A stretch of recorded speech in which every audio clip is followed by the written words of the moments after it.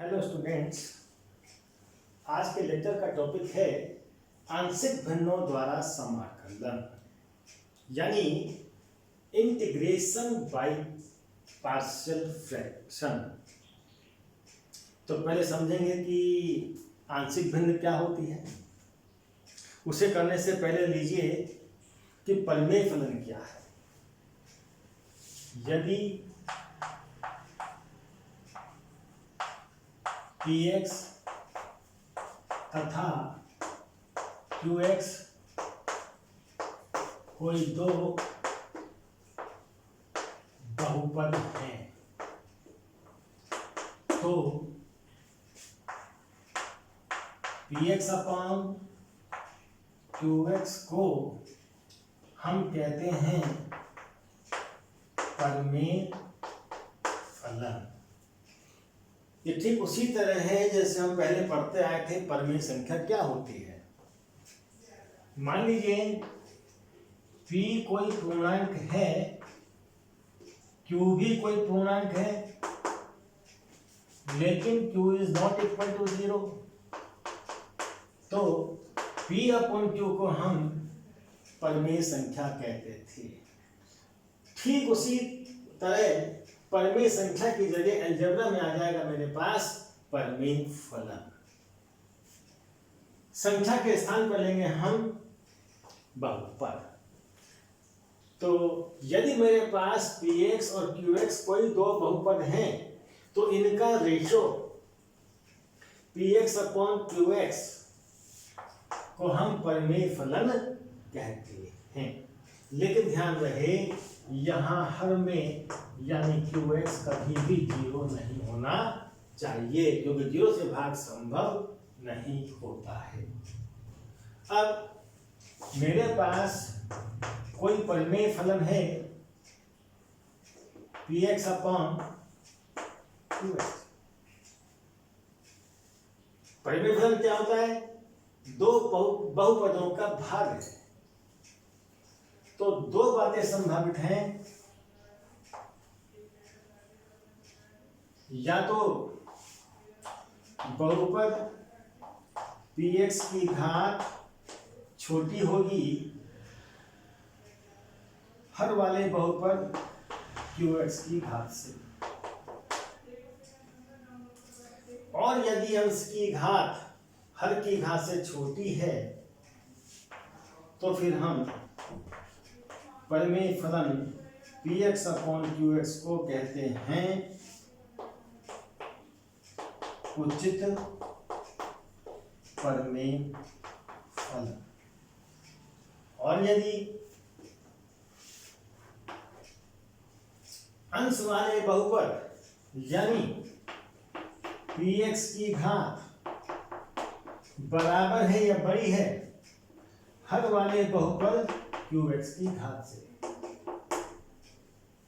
तो फिर px upon qx को कहेंगे हम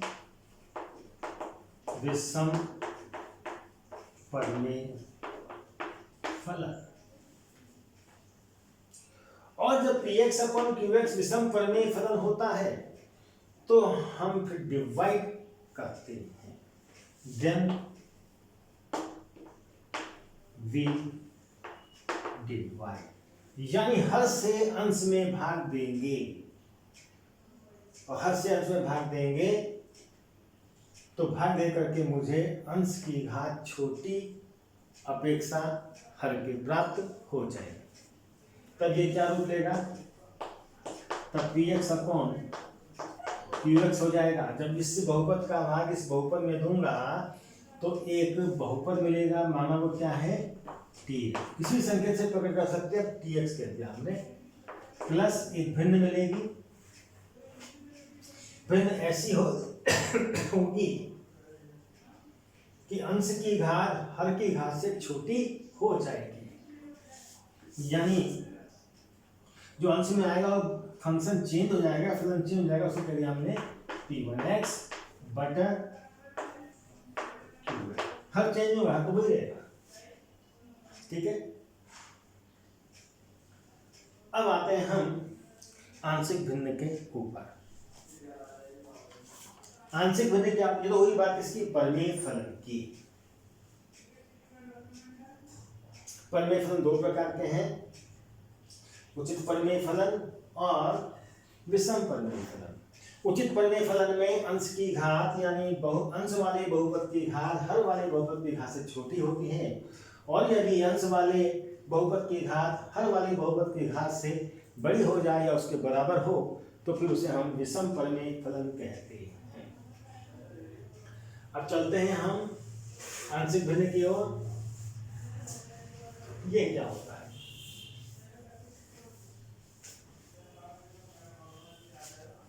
एक उदाहरण है मेरे पास।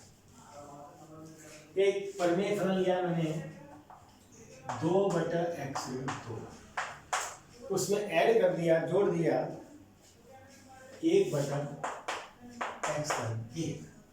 आंशिक भिन्न को उदाहरण की सहायता से समझेंगे, फिर बाद में हम इसकी परिभाषा करेंगे। अब इनको जोड़ूंगा तो क्या मिलेगा मुझे, लॉसा इन दोनों की गुणा होगी, x² 2 और x²। अब भिन्न को हल करेंगे तो x² 2 से x² को कट जाएगा भाग देने पर, ये बचेगा x² गुणा 2, 2 गुणा x², फिर प्लस साइन। अब की बात x², इसको काट देगा, इसका इसमें भाग देने पर लसा में ये कटेगा, ये बचेगा x² 2 और गुणा 1 बराबर कितना आ गया, 2 गुणा x 2x, 2 एकम 2, 1 गुणा x x, 1 गुणा 2 2 बटा x² 2 और x1। ओके, क्या देख रहे हैं आप, ये हल करके क्या होने लगा, 2 से 2 कट गया, 2x और 1x मिलकर के कितना हो गया, 3x बटा x² 2 और x1। चाहे तो मैं इसको गुणा कर सकता हूं, गुणा करेंगे तो कितना आएगा, इनको गुणा करें तो ये आता है x² - x + 1। क्या आएगा, x² - x -2, सॉरी कितना आएगा, -2। फिर 2 इधर गुणा करके नहीं दिखा, मैंने डायरेक्ट लिख दिया है। अब देखिए फलन, परिमेय फलन है मेरे पास एक ये एक बहुपद है, ये भी एक बहुपद है। बहुपद बटा बहुपद क्या कहलाता है, परिमेय फलन कहलाता है, ठीक। और ये कैसे प्राप्त हुआ, इन दोनों परिमेय फलनों को जोड़ के मिला है, इन दोनों का जोड़ ये है, तो इसको मैं इस प्रकार लिख सकता हूं। ये जो परिमेय फलन है इसको इस प्रकार दो परिमेय फलनों के योग के रूप में लिखा जा सकता है। अगर इस परिमेय फलन और इस परिमेय फलन को जोड़ करके मुझे ये परिमेय फलन प्राप्त हुआ है, तो ये दोनों परिमेय फलन इस परिमेय फलन के आंशिक भिन्न कहलाते हैं। आंशिक भिन्न से मतलब क्या है, इस भिन्न के अंश हैं, अंश मतलब पार्ट है, हिस्से हैं। ये कह सकता हूं कि ये जो परिमेय फलन था दो परिमेय फलनों में विभक्त हो गया है। विभक्त करने पर जो टुकड़े मिले हैं, अंश मिले हैं, उसे हम आंशिक भिन्न कहते हैं। इन दोनों परिमेय फलनों को मैं इसका पार्ट कह सकता हूं, इसके पार्ट कह सकता हूं, उससे क्या बन गया, पार्शियल फ्रैक्शन। अभी तक हमारे पास क्या था, ये परिमेय फलन दिए थे, ऐड करके मैं इस परिमेय फलन को प्राप्त कर रहा था। अब मुझे क्या करना है, इसका उल्टा प्रोसेस करना है। ये परिमेय फलन दिया होगा, ऐसे इन दो टुकड़ों में तोड़ना होगा, दो पार्ट में बांटना होगा। तो परिमेय फलन को दो या दो से अधिक परिमेय फलनों में विभाजित करने की क्रिया कहलाती है परिमेय फलन का आंशिक भिन्नों में वियोजन। परिमेय फलन का आंशिक भिन्नों में वियोजन। तो ये दोनों फलन क्या हो गए, इस परिमेय फलन के आंशिक भिन्न हो गए। अब परिमेय फलन को आंशिक भिन्नों में विभक्त करने की क्रिया कहलाएगी परिमेय फलन का आंशिक भिन्नों में वियोजन। अब लिखते हैं हम परिभाषा आंशिक भिन्न की क्या होगी।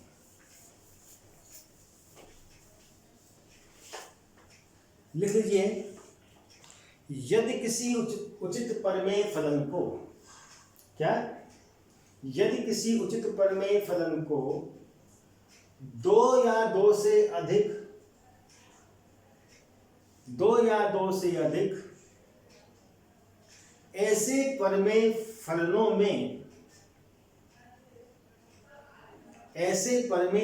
में विभक्त किया जाए जिसका हर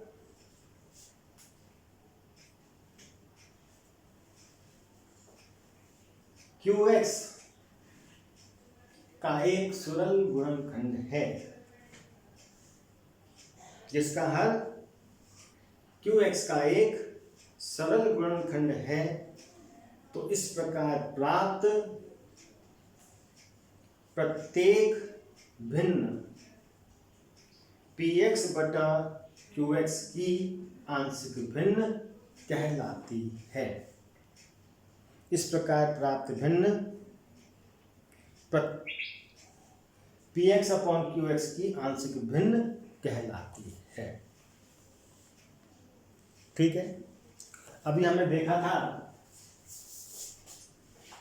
कि 2/x इन 2 धन 1/x धन 1 का मान कितना आया था, यह आया था 3x बटा x स्क्वायर x इन 2।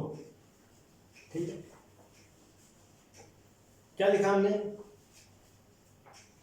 ये उचित परिमेय फलन है, इसको दो परिमेय फलनों में तोड़ दिया हमने, और ऐसे परिमेय फलनों में तोड़ा है जिसका हर इस हर का, जिसे मैं QX कह रहा था, उसका सरल गुणनखंड है। इस भिन्नों को दो ऐसी भिन्नों में तोड़ दिया जिसके हर क्या है, इस हर वाले बहुपद के सरल गुणनखंड हैं। तो ये दोनों भिन्न या प्रत्येक भिन्न क्या कहलाएगी, इस परिमेय फलन की आंशिक भिन्न कहलाएगी। ठीक है, अब क्या होगा, हमें परिमेय फलन दिया होगा, इससे इंटीग्रेट करना होगा। तो इंटीग्रेट करने के लिए हम पहले परिमेय फलन को आंशिक भिन्नों में वियोजित करेंगे, विभाजित करेंगे, और अगर आंशिक भिन्नों में विभाजित कर दिया तो इनका इंटीग्रल करना बहुत आसान हो जाता है। तो हमें पढ़ना है इंटीग्रल से पहले कि आंशिक भिन्नों में दिए गए परिमेय फलन को कैसे विभाजित किया जाए। उसके लिए हमें एक चार्ट बना लेंगे। एक तरफ लिखेंगे परिमेय फलन का स्वरूप क्या है,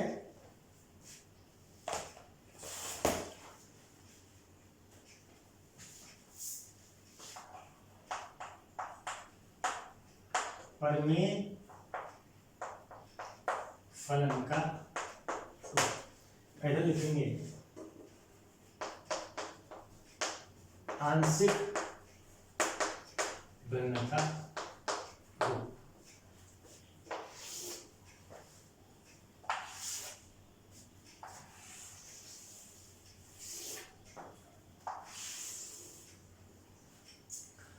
परिमेय फलन किस रूप में दिया होगा,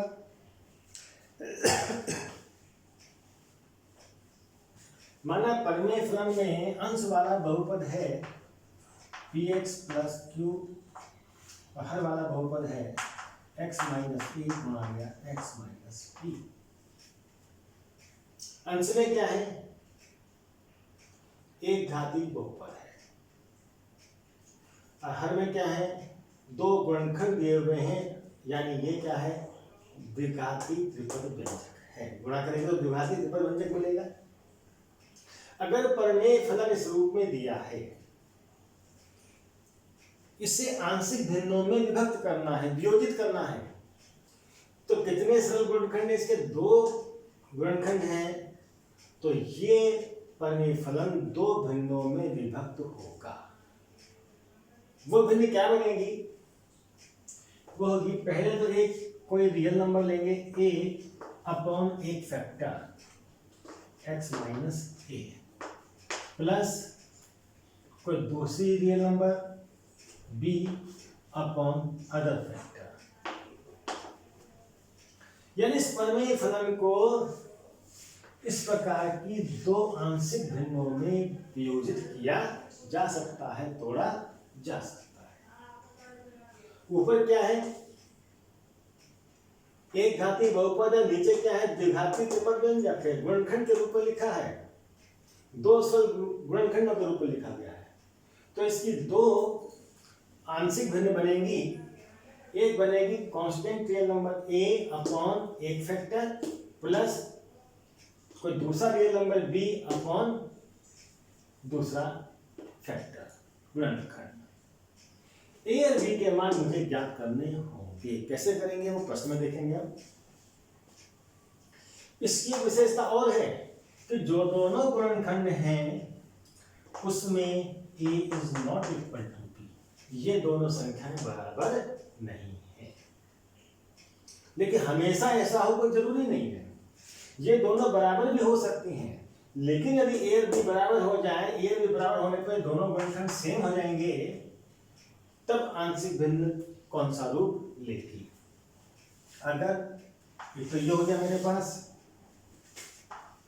कि px plus q upon x minus a का वर्ग, यानी दोनों गुणनखंड सेम हो जाए, x माइनस बी की जगह x माइनस ए ही आ जाए तो x माइनस ए का स्क्वायर हो जाएगा।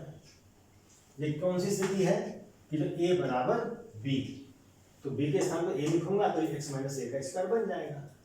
उस दशा में आंशिक भिन्न कैसे लिखेंगे, तरीका बिल्कुल यही है। इसको ऐसे सोचिए कि x माइनस ए के स्क्वायर को क्या लिख सकता हूं मैं, x माइनस ए गुणा गया x माइनस ए, दो हिस्सों में लिख सकता हूं। तो सवाल तो यही है बिल्कुल, जहां x माइनस ए x माइनस बी था, x माइनस ए गुणा x माइनस ए, इसी तरह बनेगा। तो पहली भिन्न क्या बनेगी, कांस्टेंट a अपॉन एक factor x minus a plus इसी तरह से b अपॉन दूसरा फैक्टर क्या है x माइनस ए। लेकिन x माइनस ए यहां रिपीट हो रहा है, दोबारा आ रहा है, x माइनस ए दोबारा आ रहा है, तो क्या करेंगे यहाँ x माइनस बी के ऊपर दो घात लगा दी जाएगी। याद करने के लिए क्या करना है सर, पहला फैक्टर जैसे यहां था, फिर दूसरा फैक्टर लिखेंगे जैसे यहां लिख रहे थे, दूसरा फैक्टर x माइनस ए ही है, क्योंकि यही फैक्टर रिपीट हो रहा है, दोबारा आ रहा है, तो दो घात लगा दी जाएगी। अगर फैक्टर डिफरेंट है तो एक घात रहेगी। ठीक है, दो रूल हो गए मेरे पास। अब आता है तीसरा। तीसरे में क्या कहता है कि ऊपर आ जाए क्या, एक घात की जगह दो घाती बहुपद आ जाए। क्या आ जाए, px square plus 2x plus c, ये r कहते हैं, px square plus 2x plus r। ये क्या है, द्विघाती बहुपद, यहाँ एक घाती बहुपद है, एक घात बढ़ गई बहुपद की, और नीचे त्रिघाती बहुपद आ जाए। अब किस रूप में हो वो, तीन सरल गुणनखंड के रूप में। एक आ गया मानो x माइनस ए, दूसरा आ गया x माइनस बी, और तीसरा आ गया x माइनस सी। तो कोई दिक्कत नहीं है, जैसे ये था बिल्कुल वैसे ही ये भी चलेगा। कैसे, यहाँ दो फैक्टर थे तो दो पार्शियल फ्रैक्शन बनी, एक कांस्टेंट a डाला एक b डाला। यहाँ तीन फैक्टर हैं तो तीन पार्शियल फ्रैक्शन बनेगी, एक में a डालेंगे, एक में b और एक में c। तो क्या बनेगा, a upon x minus a plus b upon x minus b plus c upon x minus c. ठीक है, फिर इसमें एक केस और बनेगा, कोई फैक्टर रिपीट हो जाए। क्या हो जाए, कोई फैक्टर रिपीट हो जाए, ये समझ लें ये दोनों सेम हो जाए। तो px square plus q x plus r upon, ये दोनों फैक्टर सेम होंगे तो क्या बन जाएगा, एक्स माइनस ए का वर्ग और एक्स माइनस सी, ये दोनों सेम हो गए तो स्क्वायर में चले जाएंगे। ऐसी दशा में पार्शियल फ्रैक्शन क्या बनेगी, तरीका बिल्कुल वही है, याद करने में कोई दिक्कत नहीं है। तीन फैक्टर क्या है ना, एक्स माइनस ए और एक्स माइनस सी। तो पहले ए अपॉन एक्स माइनस ए, फिर दूसरा कॉस्ट बी, दूसरा फैक्टर एक्स माइनस ए। लेकिन ध्यान रहे ये फैक्टर डिफरेंट नहीं मिला, डिफरेंट होता तो सिंगल पावर रहती, ये रिपीट हो गया, दोबारा आ गया, यानी दोबारा आ गया तो यहाँ घात में क्या डालेंगे, 2 डालेंगे, प्लस ये डिफरेंट फैक्टर है वैसे चलेगा, सी अपॉन एक्स माइनस सी। चारों बिल्कुल लगभग एक जैसे चल रहे हैं, बड़ी आसानी से याद किए जा सकते हैं। देखिए दो फैक्टर लीनियर फैक्टर हैं, constant upon first linear factor, constant upon second linear factor. अगर फैक्टर रिपीट हो गया, स्क्वायर में आ गया, तो पहले सिंगल पावर के साथ फिर डबल पावर के साथ, दोबारा आया है तो 2 घात डालनी पड़ेगी, 1 घात नहीं डालेंगे। ठीक वही प्रोसेस यहाँ भी अपनाया गया है। 3 फैक्टर डिफरेंट थे तो 3 पार्शियल फ्रैक्शन बन गई, हर फैक्टर से एक बनेगी। और अगर कोई फैक्टर रिपीट हो गया, स्क्वायर में आ गया, तो पहले एक फैक्टर फिर स्क्वायर के साथ, अब फिर डिफरेंट वाला फैक्टर। कितने केस हो गए, 4 केस हमारे पास हो गए। एक केस और बचता है हमारे पास, वो क्या है, और नोट करेंगे इसे।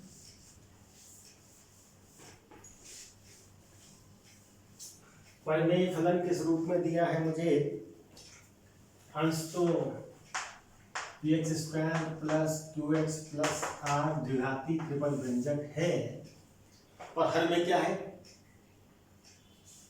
हर में एक फैक्टर तो इसी तरह से है, और दूसरा फैक्टर द्विघात त्रिपद व्यंजक के रूप में है। ऐसा व्यंजक जिसे लीनियर फैक्टर में नहीं बदला जा सकता, जैसे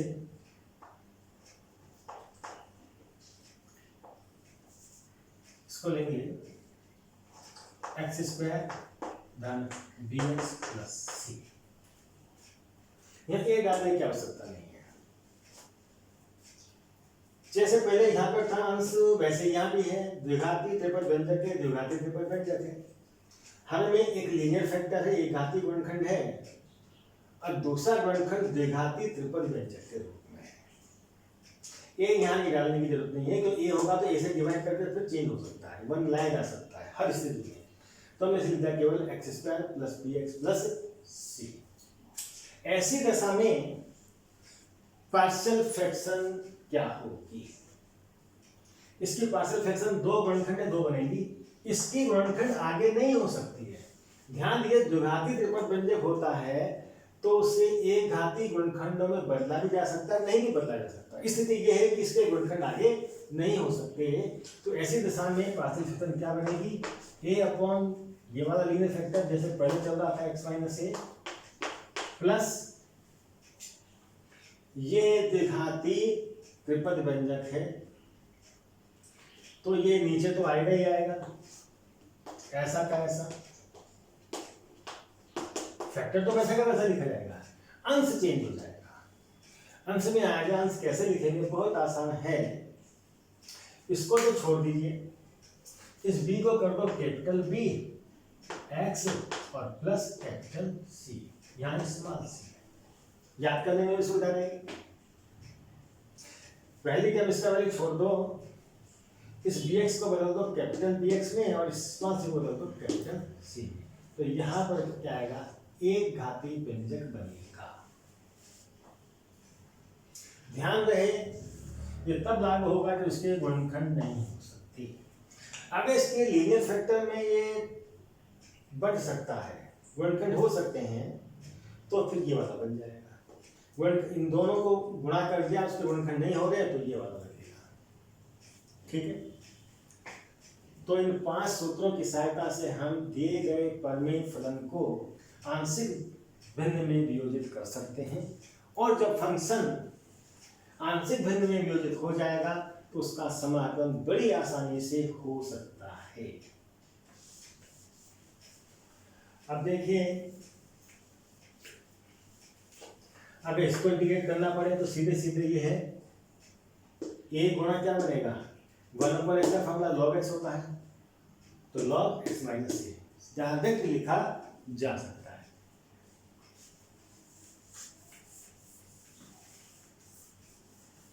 चलिए अगले लेक्चर में करेंगे हम आंशिक भिन्नों के वियोजन द्वारा समाकलन क्या करना।